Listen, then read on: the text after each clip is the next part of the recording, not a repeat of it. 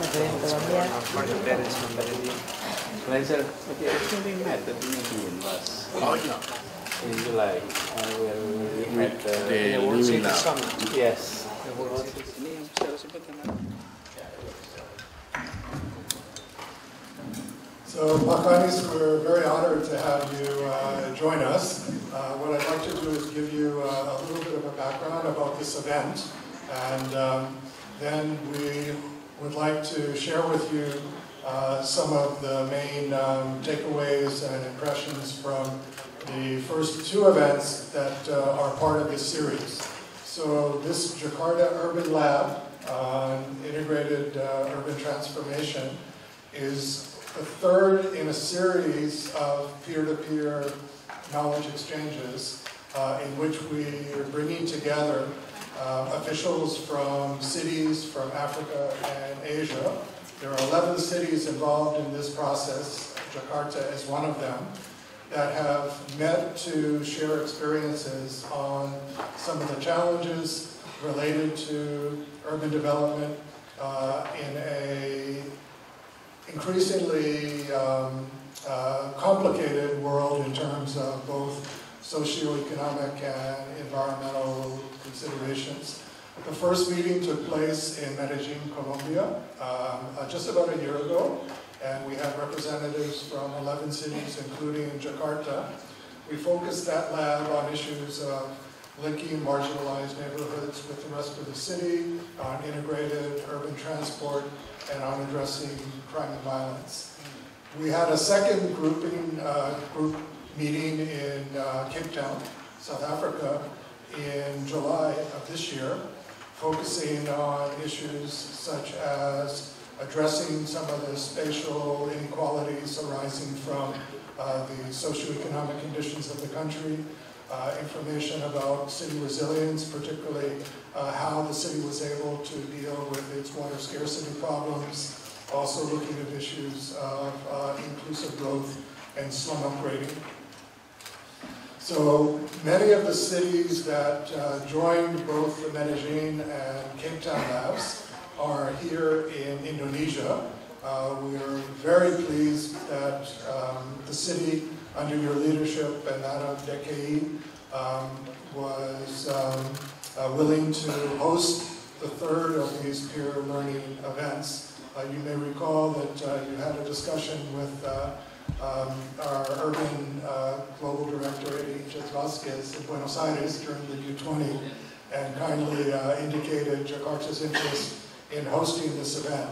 So we've been working with DKI and with your office to design a program that will be looking at some of Jakarta's innovations in areas such as urban transport. The delegates had an opportunity to experience Car-Free Day yesterday. They did. And also to experience the different modes of transport, the MRT and BRT. During the week, we'll have site visits looking at slum upgrading, affordable housing, flood resilience, and the like. But with your permission, what we'd like to do is give you some of the main messages or lessons from the first two labs through presentations from representatives from the host cities, as well as representatives from cities that join those labs to give their impressions of the lessons, and then to invite you to give some remarks. So with your permission, we'll follow that agenda. Thank you. So I'd like to first invite up Santiago Uribe, Lubunto Duse, and Benjamin Jenga, who will first give us some of the key highlights from the Medellin lab. So Santiago, if you can come up, and if we can get one more chair and have Benjamin and Lubunto come up as well. No, we can fit one more.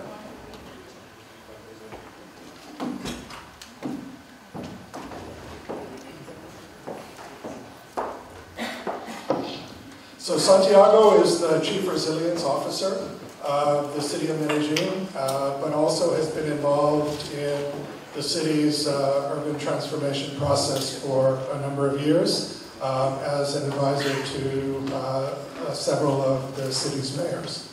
So Santiago. If we can get Santiago's PPT up, please. Gubernur, thank you so much for hosting us here.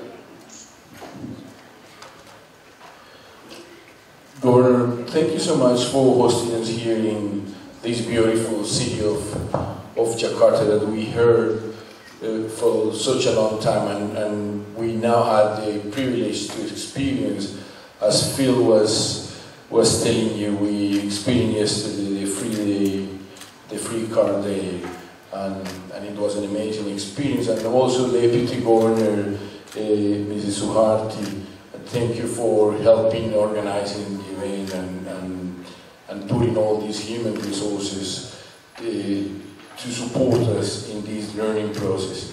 I would like to give you some key messages of what was actually shared in Medellin in the previous knowledge exchange that we had early this November last year. Can you show the presentation, please? So, as Phil was saying, I'm the Chief Residence Officer of Medellin, Colombia. We part of 100 resident cities, which Jakarta and Semarang are part of it as well. This is being supported by 100 resident cities, the Rockefeller Foundation, and the main purpose of the network is to support knowledge exchange and peer-to-peer learning. And in this process, the World Bank has been also a great partner, especially here in Asia, in different events that we've been hosting here and in Tokyo as well. Next one, please. So I come from Medellin, Colombia. It is a city in South America. I believe we meet there some time ago, and a lot of people and officials from Jakarta have visited before, and especially in this event. Next, please. So that's where our city is located. Next, please.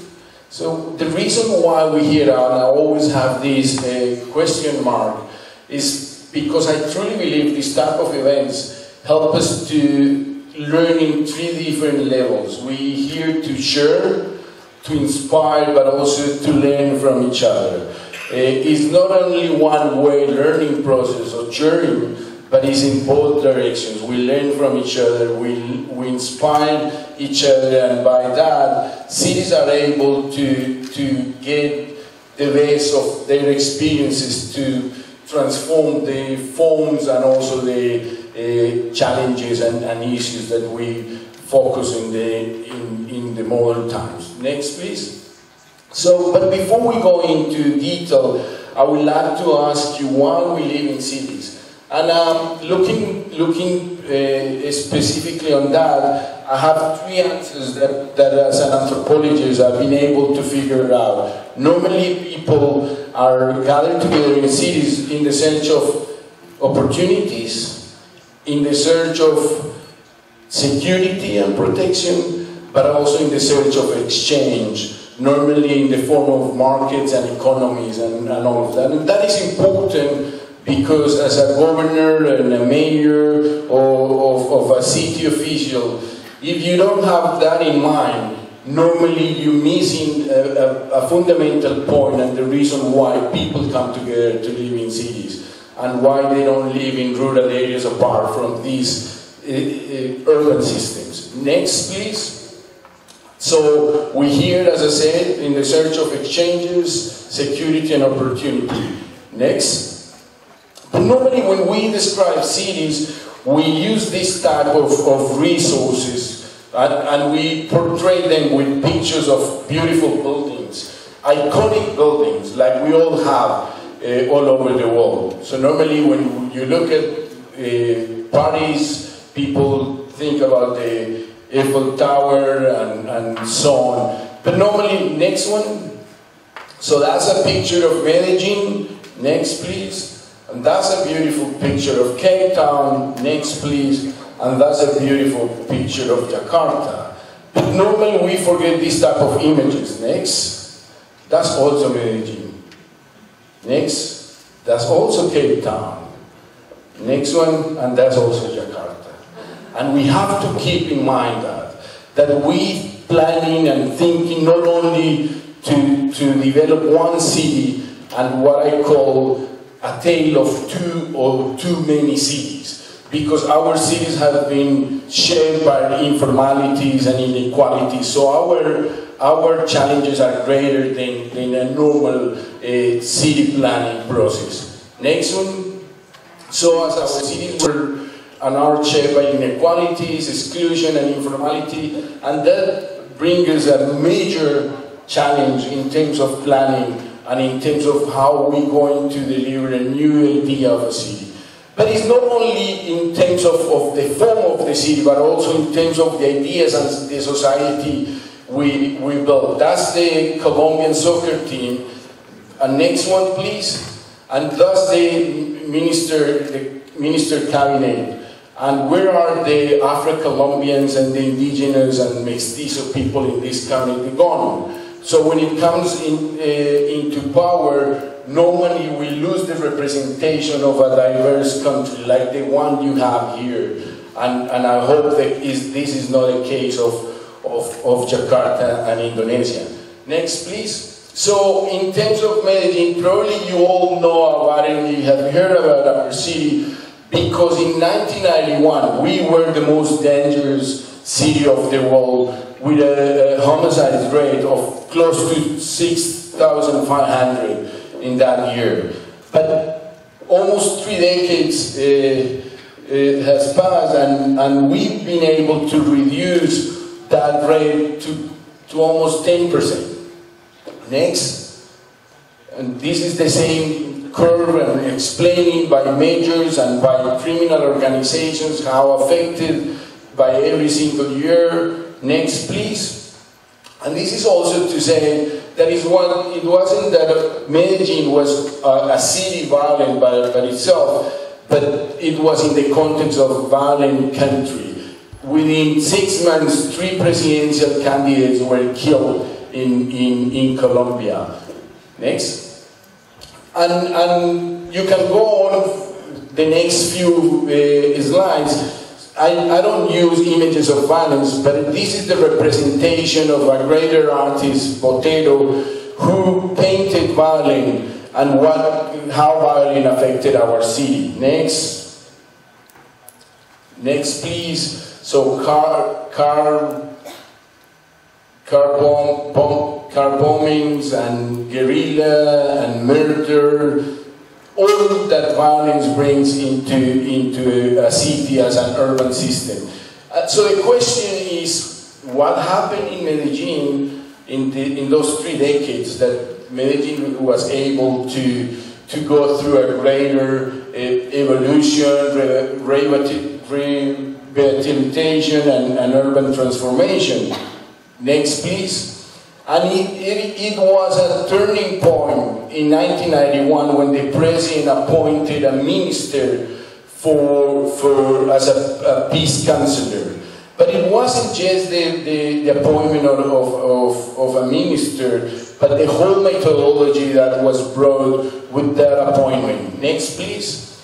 And the methodology was very simple, creating round tables to do local planning and participatory planning on neighborhood level.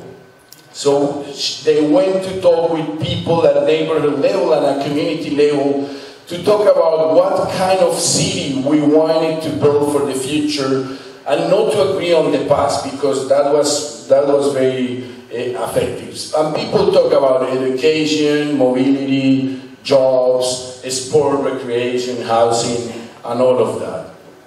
But also people talk about security, dialogue, justice.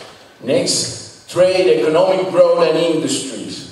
And we had the image of people who felt that they were not part of a city. They were not part of a city, and the first lesson learned was cities are not buildings or roads. Cities are people. And we here, and the only reason why we're here is to help providing better life quality for people. Next one. So 3 main takeaways from the process of Medellin.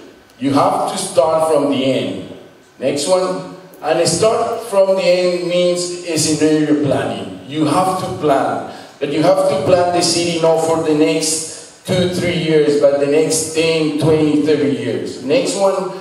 And you have to see realities like this. Next one. Imagine them to transform them. And next one, but you have to deliver. Because if you leave plans on the table, that is a frustrating process for communities and for people. You have to deliver. Next, please. You have to do it by evidence-based. You can just plan because you're happy and you want to plan with the people, but you need indicators for that. So you need the multidimensional life quality index. You need, next ones, go ahead, the unemployment rate, to allocate that in any specific territories, to understand the reality of your city and to understand the dynamics of every single territory in your city. Next, that I'm going to finish. Next, so Valen. And planning is a multi-scale, multi-dimensional, but also an iterative process. It goes back and forward.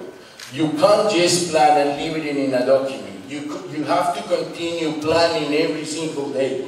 You have to continue doing that participatory planning every single day because reality changed every day. Next, please. So it's a neighborhood level, it's a city, and a human scale. It's a multi-scale process. Next, the last few. You need to put many lenses. The resilient lenses, the public space designing, security, children's safety, human and gender equality, education. You need to take as many lenses for that planning process. Next, please.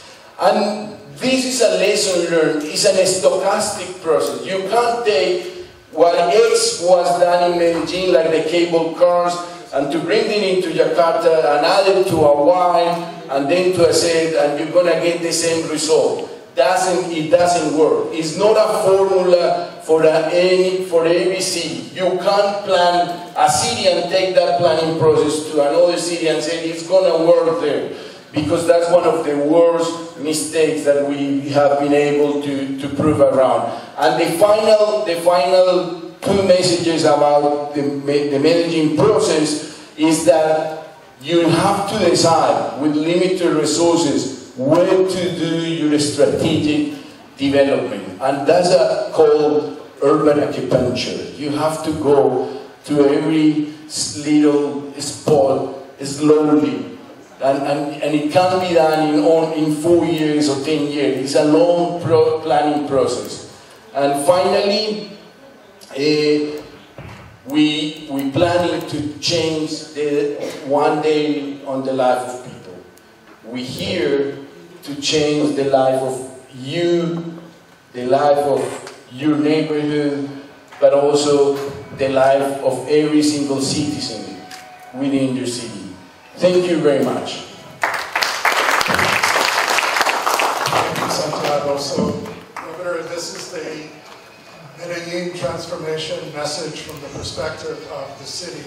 I want to take 2 minutes each for very quick reflections from 2 of our delegates who went to Medellin on what they see as some of the key lessons for their cities. So let me begin with Benjamin Jenga, who's from the planning department of the city of Nairobi. Can we have Benjamin's slides, please? Thank you so much, Phil. I want to say, Your Excellency the Governor, we feel delighted to be given this opportunity to come to Jakarta. It's a city that we've been longing to come to visit. A beautiful city, a growing city, and a city that we are going to learn much to take back home.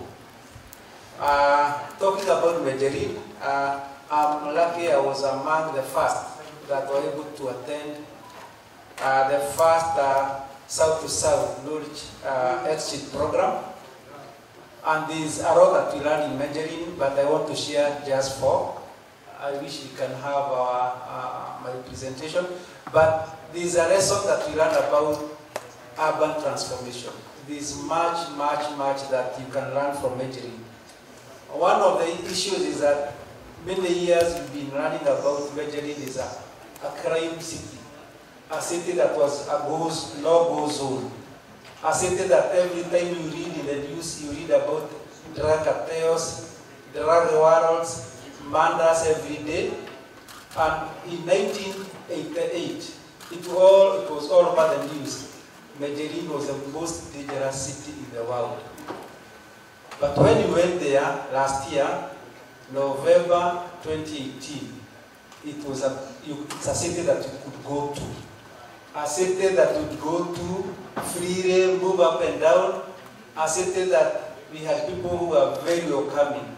A city that we could not associate with drugs, crimes, and murders. And this is the first lesson that we learned. That was that transformation, moving from a no-go zone to a go city. A city that you could go out, intermingle with the people, share with the people, feel at home, and feel very secure. This is one lesson that we learned, and 2013, it was taken as the most innovative city in the world. I think this is something that we need to appreciate Medellin about. The next slide is about, please go to the next slide, is about social inclusion. Because of the issues that were there in those many years about the drug rebels, the murders, the government of Medellin was able now to improve the transportation model for Medellin. They brought in the metro cable car. And when we went there, we thought it was for tourism, but we were told it was for transport. This is something that was really amazing, very exciting, that the people who are living in very poor areas, very hilly areas, where the roads were not possible to be done, the government was able now to do the cable car, to move people about. People were usually taking 2 hours to travel, but with the cable car, they would spend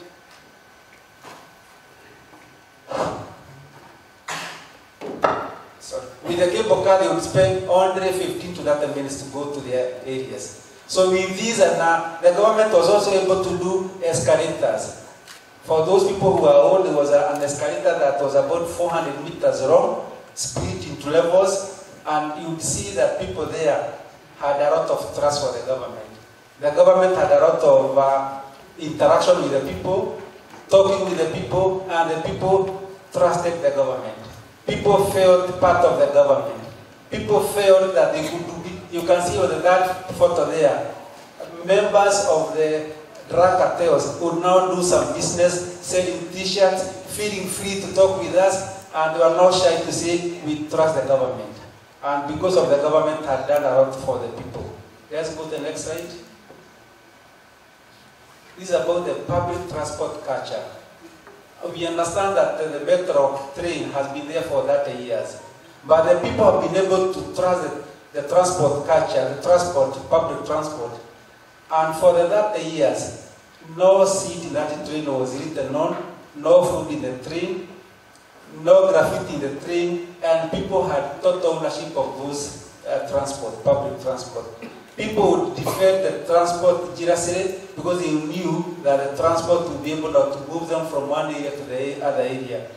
Many areas when you move around, you find that the seats are torn, but in Medellin we found that people are very proud of the public transport. And they feel that this is there for them. They will defend it, and they feel that the government had done the best. Rasyid is about integration of transport. From the metro cable car, go to the tram, go to the bus, you use the same ticket. We saw it yesterday here, that the ticket is also integrated. But the other thing that we found here in Medellin, that once you pay for the ticket, within 90 minutes, you can use it and go back without paying again. 90 minutes, that ticket can take you from the cable car to the tram, to the bus, and come back. And the other thing that was very amazing is that the fare is constant. Whether you go to 10 kilometers, go to 1 kilometer, you pay the same fare. And this was very good for the people who live far in the poor areas. They felt they can go to many kilometers, paying the same fare without being discriminated. And this was a big prize for the Majerin. And I think with that I would say it's worth to go to Majerin again and also experience how Majerin is. Thank you so much. Finally, I want to invite Duse from Johannesburg, South Africa, to give her reflections on Malaysia. Okay, thanks, Phil. I would like to say thank you as well for having been part of such a program, the knowledge sharing program in particular, having been part of the first attendants who attended the knowledge sharing in Medellin. I think when I left that knowledge sharing, I was so pumped up with regards to what is actually possible when you plan and you include the people that you are planning for as part of your planning processes. As my colleague is busy speaking, the Michael Jackson song that says, "What about us?" I think people who are on the fringes of society, because we don't necessarily live there, our whole approach with regards to how we plan for them and how we include them in the planning is not at times sufficient for them to feel included. But what I've seen for Medellin is that they've actually spent quite a lot of time to bring those people in the planning process. And then that's why then you find that when they have to implement, it's much easier for them to implement this infrastructure. Why? Because they brought the people along. They haven't sat there in their boardrooms and done all this planning by themselves and then come to the people and say, we know everything that you need. We are the authority and this is what we're going to do. And I think at times that is what, as planning authorities, we end up doing. We assume we know everything. We assume we know more than the people actually living in these particular communities. And I think the approach that we have seen with regards to this inclusivity, participatory planning approach is that if you bring people along, it's going to have such positive effects when you try to implement. Colleague has also talked about the metro culture, that because people feel part of this plan, they actually protect the infrastructure. In our cities, when people are at odds with the government, they burn the infrastructure. I don't think, even in their minds, they understand how much millions of rand, for example, it is to build a BRT station. But at the moment that they are unhappy about something that government has done, because we don't, of this feeling of not being included, they'll burn the infrastructure. The government must go back again, instead of using the limited resources to go and fix where they were not supposed to have fixed. So I think that lesson of inclusivity for me was quite key. And also, at times, politicians they speak about the masses and say that they are providing things for the masses, but the masses' voice actually needs to be heard in order for there to be sustainable infrastructure planning and also infrastructure implementation. So for me, even in the projects that I'm doing now, I'm trying very hard to make sure that where my projects are, I assign a significant budget.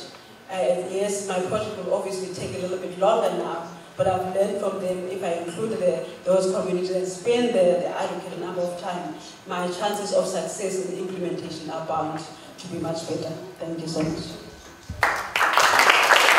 So thank you very much. I hope, Pakanis, that after this Jakarta lab, some of our delegates will take away equally inspirational impressions and lessons. I think that has been the power of this types of peer-to-peer exchange, is the opportunity for cities to come together, to hear about a success, and then to draw lessons which may be applicable to them. So we very much look forward to a similar learning experience here in Indonesia. And once again, thank you so much to your administration for hosting and organizing this event. And now we're very honored and would very much like to hear from you. Thank you, Philips. Assalamualaikum warahmatullahi wabarakatuh. Good afternoon, everyone. distinguished participants, welcome again to the City Hall of Jakarta and to the City of Jakarta. Apologies, earlier this morning I was unable to be part of the opening session. We had a meeting at the Office of the President in which all governors were having a meeting there, and it's only across the street, but I cannot absent. So I have to be there. And I'm glad that finally able to make it earlier this afternoon. We have heard the experience of Medellin. It was impressive transformations. I was there 5 months ago. It was July, the World City Summit. And looking at those pictures, they were very familiar, because those are places that I visited too. And it was a transformations that what I pick up, in addition to the other two that I've spoken earlier, was the engagement of the people. And allow me to share some of the things that we're doing in Jakarta and why we're doing it. Our challenge, as tremendous as many cities, and it's not unique only in Jakarta. You have outlined earlier that we face similar challenge. Disparities between cities across the globe, even from the most modern cities to ours, the gap is now narrowing. Gap between city is narrowing, but the gap within city is widening, and that is a phenomenon across the globe.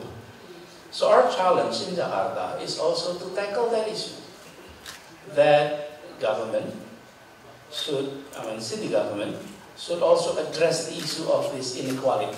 And allow me to share a little bit of basic data about Jakarta before I talk further about it. Let me see if the connection works. Hopefully it works. Okay, there we go. So, Jakarta is a city with people in the city. But with its suburbs, it could reach up to 13 million overall. And we have 17 million vehicles, 13 million motorcycle, and 4 million cars. So it is quite a crowded area of Java. We contributed about 18% of our GDP. And look at the gap. The GDP per capita of Jakarta is 14,000, and Indonesia is 3,800. We are talking about gap within country that I mentioned earlier. Within city, within countries. The gap between countries is narrowing, but within it's enlarging. It's a challenge that we will have to tackle. So the area of Jakarta is not big. It's only 660 kilometers square, which is considerably small, but quite dense. Now, what are some of the basic challenges? On the top is environment, on the bottom is social and economic issues. Jakarta is located in the coastal area, and there are no other city in Indonesia that have as many rivers coming into the city as Jakarta, because we have 13 rivers coming in. So if in the highland we have heavy rain, then we are a bit worried, and we pray a lot. We waited for the water to come in. So that's first challenge. We have rivers water coming in, and then we have coastal flood. We are in the coastal area, and unfortunately we had experience of land subsidence, and on top of that, the sea level is also rising. So you have combinations of that. And then you have the land subsidence issue, you have air pollution, you have poverty, inequality, access to basic needs, and social cohesion. I mentioned the social cohesion because Jakarta is very diverse from all sectors. Diverse in terms of background and diverse in terms of its social economic status. So given those challenges, we try to see what are the roots of Jakarta's problems. What are the roots? If we don't tackle the roots, we may not be able to solve the problem in a comprehensive way. So we look at the roots. What are the roots? Here is the cause. Our development for decades has been car-oriented development. We plan our city for private vehicles. And even the way we regulate our zoning regulations, the city planning, assume that people were using private vehicles. Give you an illustration. Did you have an opportunity to visit Sudirman Street, which the MRT were located, where you have the car-free day? Did you experience the car-free day yesterday? Yes. How was the street? Was it wide? Was it narrow? Very wide. Very wide. That is one of the widest streets in Indonesia. So, this is the logic. If the street is wide, you are allowed to build high-rise. Tall building if the road is wide. If the road is narrow, then you build lower rise building. So the building to land ratio is a function of the width of the street. Let's assume that everybody is using private vehicles. So we have suburbs, we have expressway to the suburbs, we have density restrictions, and then on top of that, we did not spend enough on building our public transport. This is not a problem in the past 2-3 years. This is a problem that we had for many decades. So we as a nation, we did not prepare our city well. So we are now trying to do that together with the national government. I'll go further on that, on the density restrictions later on. And then we have underinvestment in basic service, limited access to clean water, disintegrated waste management, and lack of affordable housing. And this is reflected, if you look at some of the data.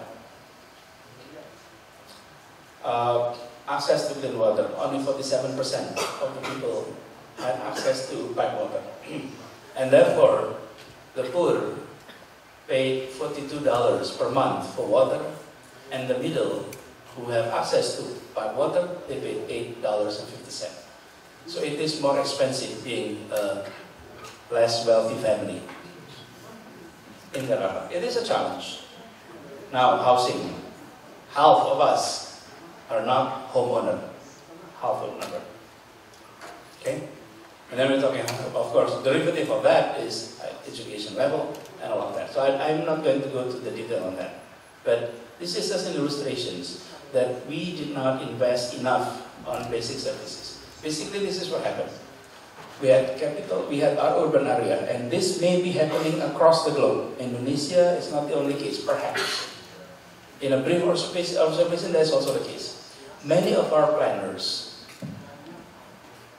had rural mindset in planning urban city, in which when we plan our city, we did not look at this as in a setting that is different than rural area. In the rural area, you don't have to worry about water. Every family is able to take care of their own source of water. They have well in their property. And then if you're talking about waste management, because of the way the water was being used, it can immediately discharge to a facility within your property. So the issue of water is never an issue. But here in the city, that's a completely different issue. So what here should happen?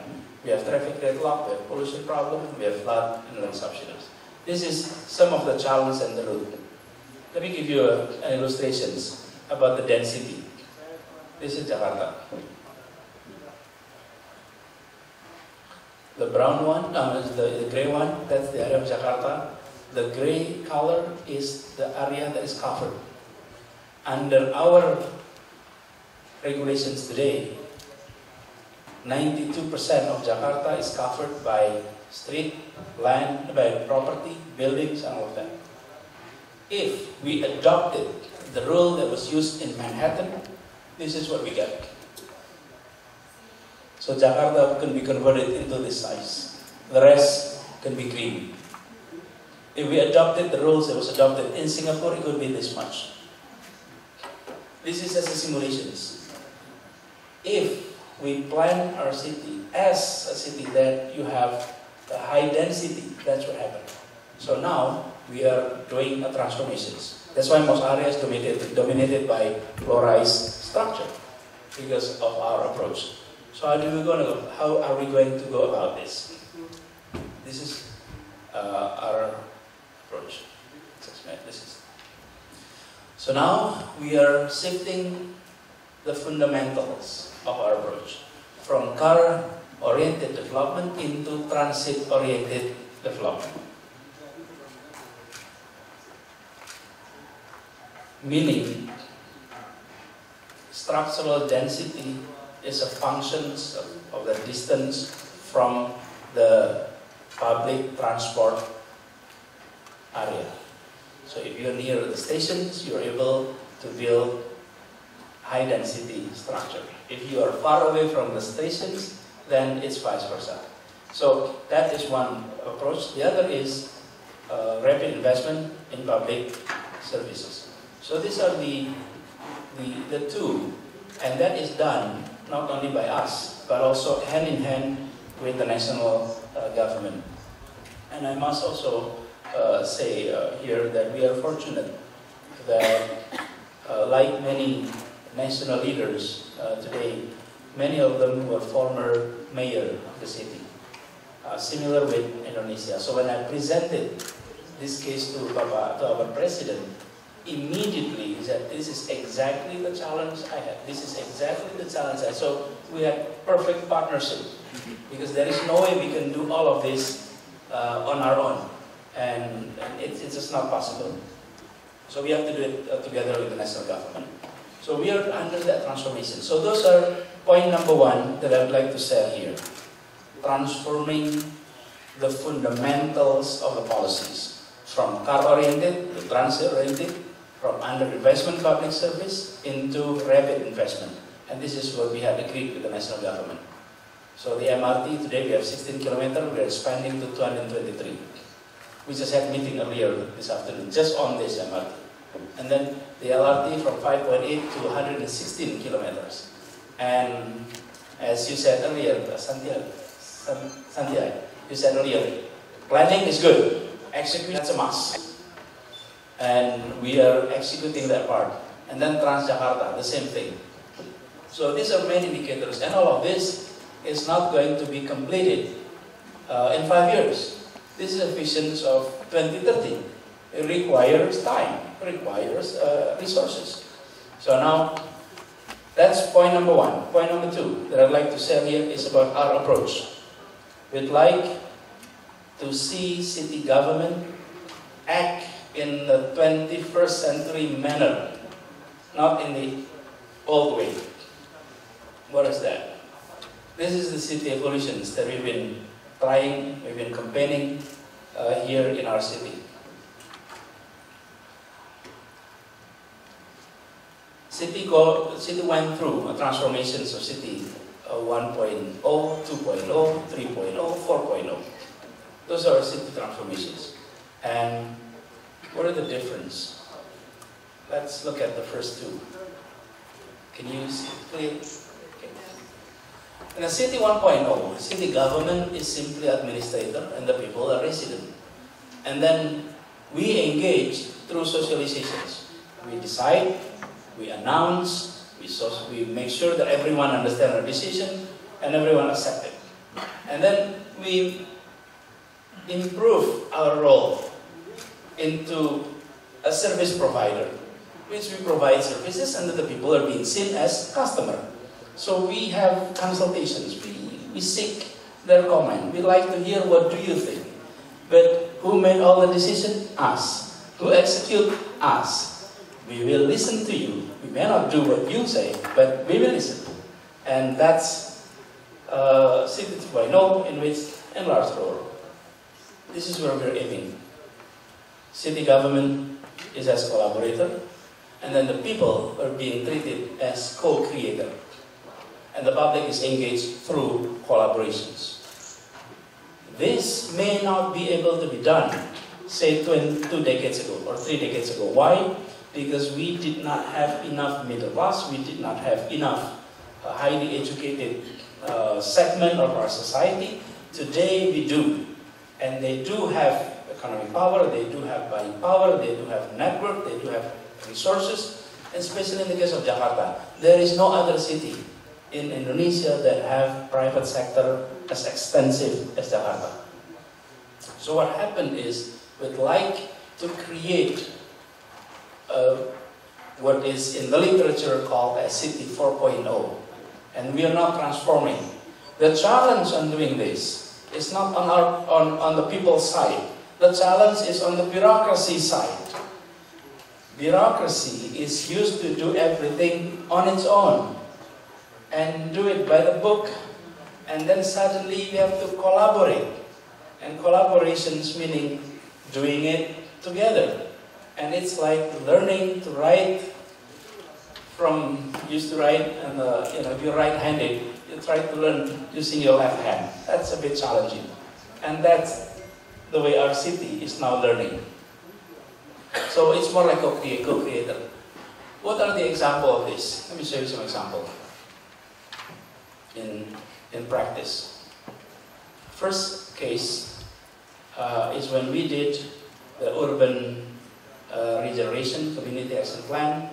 We have around 21 priority neighborhood, the kampung that was pictured on your slide, that the other side of Jakarta, and we have no less than 445, it's called city hamlets, which is a slum area of Jakarta. So instead of us coming there with plan, with money, with all these technical resources, and then we execute, we do it the other way around. We come to them and have community action plan, the CAP process, in which we listen to them what do they want to be built in that community. And this is an example of the community action plan that took place. Who are involved? 1, government. 2 is the community. 3 is experts that have been invited. 4 is the facilitator. So those 4 components were involved. And we discussed their plan. What do they want, and then what government is planning to do. And then we have this community-based exercise about how do we build a better neighborhood in this place. Often, government know less than the community. We all know that. So we learn, we pick up the experience. These are taking place now in Jakarta, and we will. This is some of the result when they were doing kampung beautifications. And then this is an example of infiltration well development. The left side is before before the project starts, and then the last one is when the project is completed. This is also the same thing. The kampung is being, in Bahasa we always use the word revitalisasi, which is restoring the street, and that is not done by us. This is done together with the community. Same thing with when we build the communal septic tank development. That's also the same thing. So we're doing that with the community. Now this is one of the most symbolic is the kampung aquarium revitalizations, because we will be building the kampung. We'll be building houses, and it's all the planning side is done together with the people. Now, let me also give you an illustrations on the traffic side. When you visited Sudirman Street, you may be seeing some of this wayfinding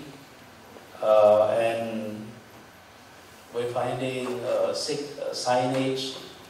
Those are not done by us.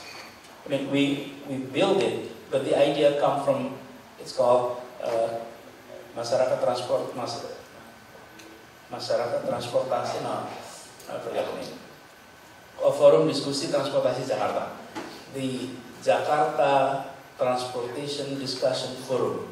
These are professionals who meet at the cafe after office to discuss about Jakarta transportation problems.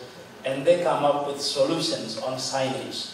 And we adopted their proposal, we adopted their idea, and it has become, if you visited the area, you will be, unfortunately the pictures is not here, but when you come to many of these bus stops, you will be able to see those. Now, last one is on the public transport. We are doing the 4.0 approach on public transport. So when we talk about treating the community as co-creator, that doesn't mean the cooperation is non-monetary or non-business. It could be a business model. So this is what we're doing. We integrate all public transport in Jakarta into a single system, which we call Linko. It links buses, microbuses, MRT, LRT into a single system.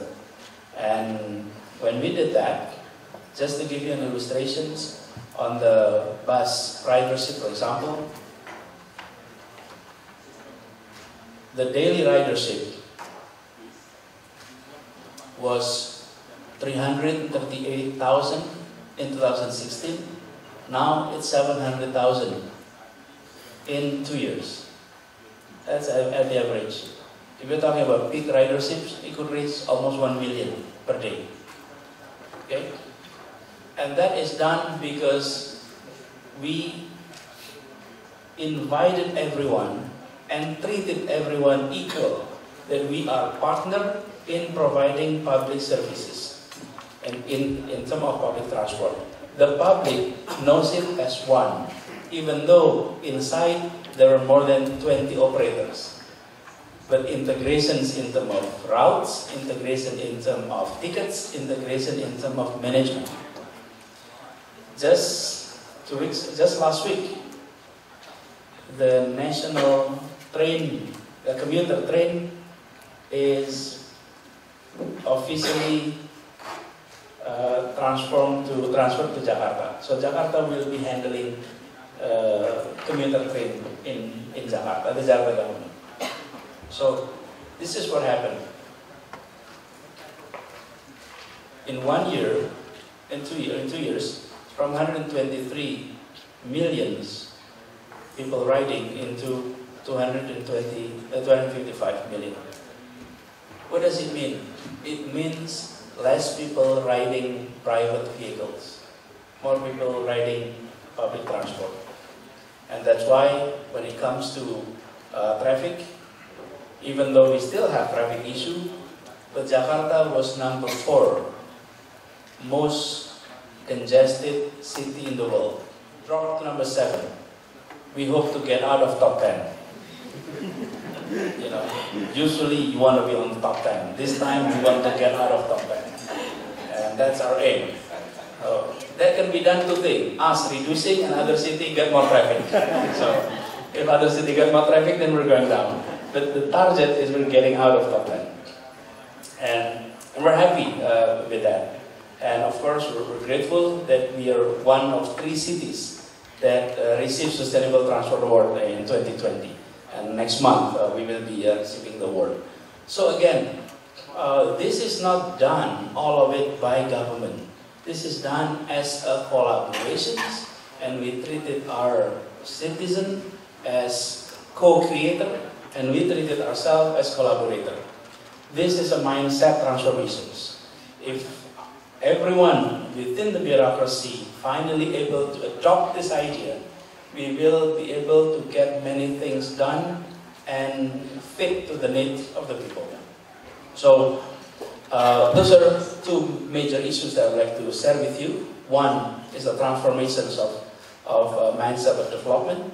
from car-oriented into transit-oriented, and serious investment in basic infrastructure. And two is the mindset of bureaucracy, from being regulator and then enlarging, becoming service provider, but now becoming collaborator. And we're grateful to see the beginning. We're still learning, we're still in the process, but we are happy to see the initial result.